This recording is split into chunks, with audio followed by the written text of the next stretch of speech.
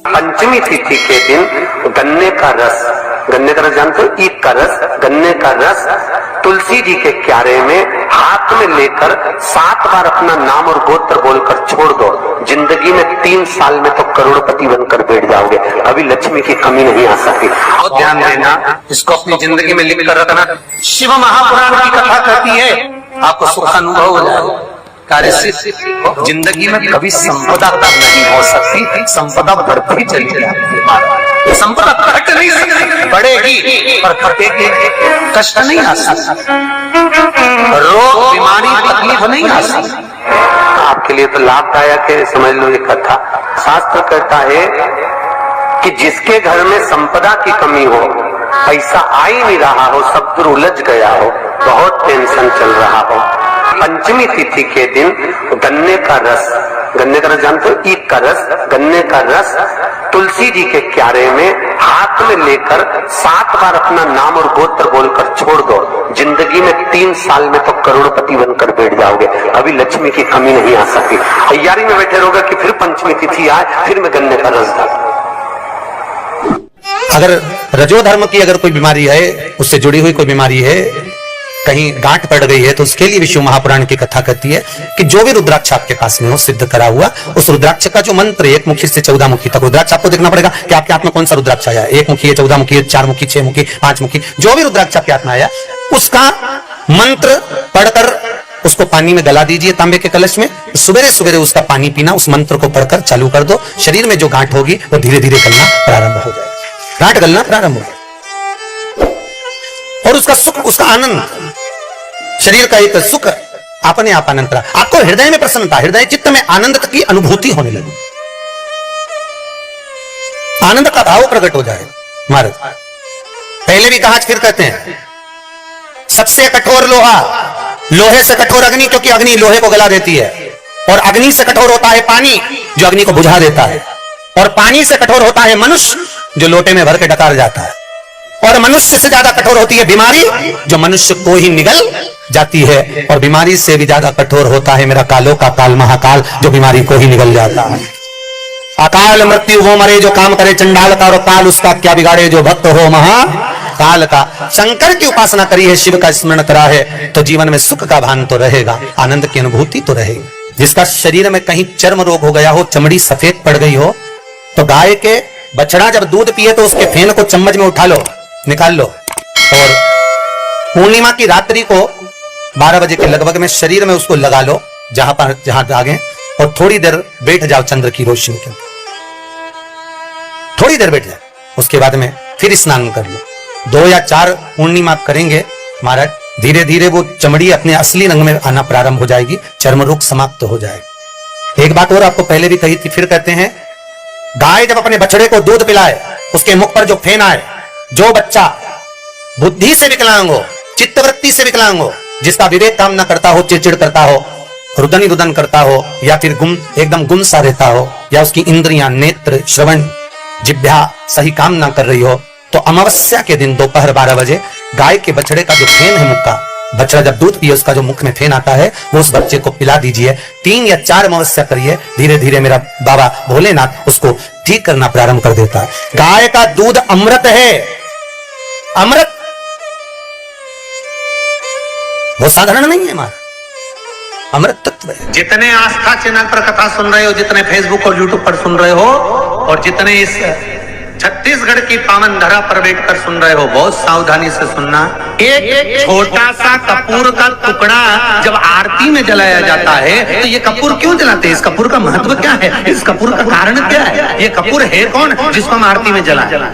क्या जरूरत इस कपूर को आरती में जलाने की? क्या जरूरत इसको यज्ञशाला में जलाने की? क्या जरूरत है इस कपूर को पूजन में जलाने की? स्वयं गुरु बाबा कहते हैं, यदि कोई आरती में, पूजन में, घर में एक कपूर का टुकड़ा आरती के बाद में जब समर्पित करेगा, तो उसको अश्वमेध यज्ञ का पुण्य प्राप्त हो जाएगा। अश्वमेध यज्ञ के पुण्य को पाने के लिए कपूर का टुकड़ा आज भी आरती में जलाया। एक कपूर का टुकड़ा सुख का, इसीलिए हमारे यहाँ शास्त्र कहता है महाराज, जब आपको घर में अगर ऐसा लगने लगे कि 15 दिन से बहुत बेचैनी है, बहुत दुख तकलीफ लग रही है, कोई ना कोई बीमार पड़ रहा है, कुछ ना कुछ तकलीफें लग रही है, तो एक पीपल का पत्ता ले लो, उसके ऊपर एक कपूर का टुकड़ा ले लो, सारे घर में घुमाकर उसको दरवाजे के बीच मध्य में जलाकर रख दीजिए। थोड़ी सी देर 20 से 25 मिनट के अंदर मकान में एनर्जी वापस आ जाएगी, उस भवन में एनर्जी वापस प्राप्त हो जाएगी। 20 से 25 मिनट के अंदर एनर्जी वापस। लग रहा है कि यहाँ नेगेटिव है तो उसको पॉजिटिव बनाया जा सकता है। रात को 12 बजे शंकर जी के मंदिर में शिवलिंग पर चढ़ी हुई बेलपत्री को उठाकर शंकर मंदिर का शिखर देखकर चबा चबा कर खा लीजिए। आपके पांव के घुटने बदलने की जरूरत नहीं पड़ेगी, ऑपरेशन की जरूरत नहीं पड़ेगी, ग्रीस वापस बढ़ जाएगा और ये तुम लोग जो कुर्सी पे बैठते हो वापस नीचे बैठना चालू कर दो, जरूरत ही नहीं पड़ेगी। घुटने के दर्द और कमर के दर्द के लिए सबसे अच्छी चीज। बच्चे जो 12th का एग्जाम दे रहे हैं, IIT की तैयारी भी कर रहे हैं, उनसे निवेदन है कि अपने बच्चों के लिए, आपको प्रथम कथा में भी वर्णन किया है कि जब बच्चा एग्जाम देने के लिए जाए, एक काली मिर्ची शंकर भगवान के शिवलिंग पर समर्पित करना है, दूसरी काली मिर्ची दरवाजे की चौखट पर रखना है, अपना उल्टा पांव रखकर घर से निकल जाना है। उस बच्चे को उन्नति की ओर बढ़ जाएगा, एग्जाम में पास हो जाएगा, अच्छे नंबर प्राप्त करेगा, उसकी चिंता ना करे, वो जरूर करेगा। और फिर निवेदन करूंगा, हनुमान जी महाराज 6 भाई हैं, आपकी फैक्ट्री हो, दुकान हो, व्यापार हो, व्यवसाय हो, प्रयास करा करो हनुमान जी के उल्टे पांव का सिंदूर लाकर हनुमान जी के दूसरे नंबर का भाई, क्या नाम था कल कथा बताया था, गतिमान का नाम लेकर स्वस्तिक बनाना है आपको, और कुछ भी नहीं करेंगे, उससे आपके कार्य में सफलता आपको प्राप्त हो जाएगी। एक बहुत अच्छा समय रात्रि के 9:15 का एक समय होता है, जिस व्यक्ति का रोग बीमारी समाप्त नहीं हो रही हो, हॉस्पिटल में पड़ा हुआ है, कोई बहुत भारी बीमारी में ग्रसित है, छूट ही नहीं पा रहा, तो रात्रि को 9:15 पर किसी भी दिन शंकर भगवान के शिवलिंग का, जो तुम्हारे घर में शंकर जी विराजमान हो उसका, या शंकर जी के मंदिर में जाकर शंकर जी का थोड़ा सा जल, उसमें थोड़ा सा आंवला पड़ा हुआ, मतलब आंवले के पानी से शंकर का अभिषेक पूजन कर लीजिए। उसका नाम लेकर कर लो जो रोग से ग्रसित हो। 1 दिन 2 दिन 3 दिन करोगे, वो हॉस्पिटल से छुट्टी करके आ जाएगा, उसका रोग समाप्त हो। शिव महापुराण की कथा कहती है, रोग से मुक्ति देता है शंकर, कर्जे से मुक्ति देता है शंकर। इसलिए आपको कहा था, जिंदगी में अगर कर्जा बढ़ गया है, बहुत कर बढ़ गया, बहुत रुपया देना है लोगों का, टेंशन पर टेंशन आ रहा है, कहीं किसी रूप में परेशानी आ रही है, प्रशासनिक परेशानी आ रही है, तकलीफें बढ़ रही है, तो एक काम करो, दारिद्र दुख दहन स्त्रोत का पाठ चालू कर दो। पहले भी बताया, दारिद्र दुख दहन का स्त्रोत का पाठ चालू कर दो, जो शंकर का स्त्रोत है। और शंकर का दुख दारिद्र दहन स्त्रोत का जब मनुष्य पाठ करता है, और फिर निवेदन करूंगा, अगर ज्यादा कर्जा है, कोई व्यक्ति आपका रुपया खाकर चले गया, बहुत टेंशन है, पैसा नहीं है, तो निवेदन है, बहुत अगर व्यापार नहीं चल रहा, बहुत टेंशन में जिंदगी निकल रही है, गलत काम कभी मत करना, मेरे शंकर की शरण जाना, दुख दारिद्र दहन स्त्रोत का पाठ करना। शिव महापुराण की कथा कहती है, घी का दिया लगाइए, और घी का दिया लगाकर शमी की पत्तियों को, शमी पत्र को आपसे बन जाए 5, 7, 22, 11, 33, 44, 55, जितनी बन जाए, हाथ में लेकर जिस व्यक्ति से पैसा लेना है, व्यापार नहीं चल रहा था, उसका स्मरण, कर्जा बहुत हो गया, शिव से स्मरण, दुख दारिद्र दहन स्त्रोत का पाठ करें। एक अंतरा, एक लाइन, विश्वेश्वराय नरकाणवतारिणाय